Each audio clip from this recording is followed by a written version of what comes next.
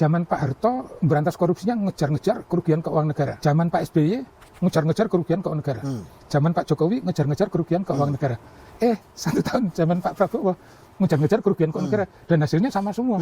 Jadi kalau menurut saya 3,5 tahun ke depan Pak Prabowo harus melakukan perubahan dalam strategi pemberantasan korupsi. Kalau kita melihat bukunya Sun Tzu, The Art of War, itu salah satunya kan mengatakan gini, kenalilah diri kamu, kenalilah musuh kamu, maka ratusan pertempuran akan menghasilkan ratusan kemenangan. Jadi kalau strategi itu diterapkan misalnya begini, kenalilah musuh kamu. Nah, jadi musuhnya apa? Koruptor kan?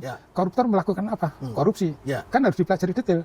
Korupsi yang dilakukan oleh koruptor yang ada di lapangan ini seperti apa?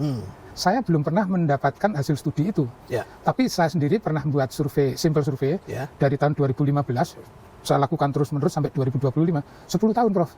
Itu menyimpulkan gini, bentuk korupsi yang dilakukan oleh para koruptor di lapangan, ini yang paling banyak adalah suap dan pemerasan. Nah, artinya begini, kalau ke strategi Sun Tzu tadi, berarti musuhnya ini adalah koruptor yang melakukan suap dan pemerasan. Terus mengenali diri kita, artinya penegak hukum.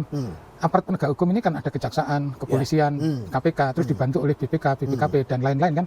Mereka harus mempelajari kekuatan mereka. Mereka itu bisa memerangi korupsi yang seperti apa.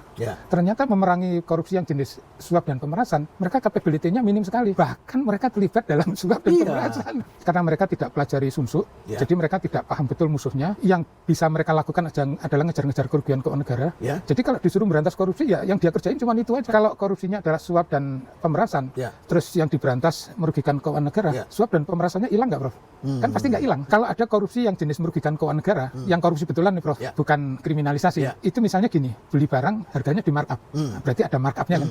Markupnya ini kemana? Ini pasti dibagi-bagi. Nah, kalau bagi-bagi uang hasil markup itu masuk suap. Artinya apa? Merugikan keuangan negara yang betul-betul korupsi. Ini kalau di drill down, root causesnya adalah suap. Jadi yang harus diberantas itu suap dan pemerasan.